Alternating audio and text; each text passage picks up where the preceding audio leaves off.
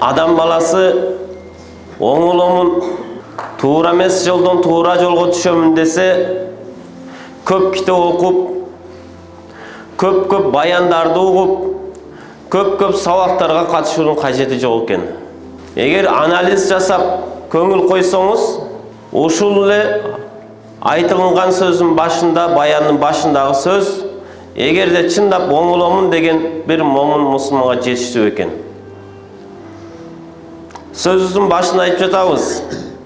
Пайгамбарыбыз Мухаммад саллаллаху алейхи ва саллам өзүнүн үммөтү үчүн, сиз менен биз үчүн жеке өзүнүн кызыкчылыгы үчүн эмес, өзүнүн бактылуулугу үчүн эмес, өзүнүн байлыгы үчүн эмес, мансабы үчүн эмес, тек гана ушул үммөтүн бактылуу болсо экен деп, өзүнүн бүткүл өмүрүнү, ден соолугун, рахатын баарын курбандыкка чалды туугандар. Ушул сиз менен биз ушул мечитте отуруп, Алланы эстеп, акыретти эстеп, бул дүйнөгө эмес, акыретке барарыбызды билип, дүйнөнүн кулу эмес, Аллахтын кулу болуп отурууга пайгамбарыбыз, анын үй бүлөсү, сахабалары өмүрүн, малын, жанын курбандыкка чалды туугандар. Туурабы? Ката десеңиздер айтыңыздар, жок туура эмес деп. Өз үчүн да бир аз иш кылды деп.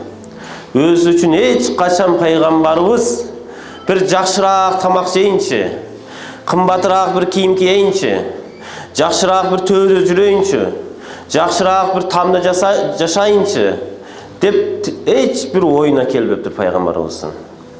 Оюна келген нерсе гана, жүрөктү өйгөн нерсе, пайгамбарыбызга гам болгон нерсе, тек гана ушул үммөтүм кантип шайтандын азгыруусудан, шайтанга кул болуудан, нафсына кул болуудан азат болуп, жараткан жалгыз Аллахтын колчулугун кылып, жараткандын ыраазылыгын таап, эртең бейишке кирет экен деген гана гам болуптур пайгамбарыбызда.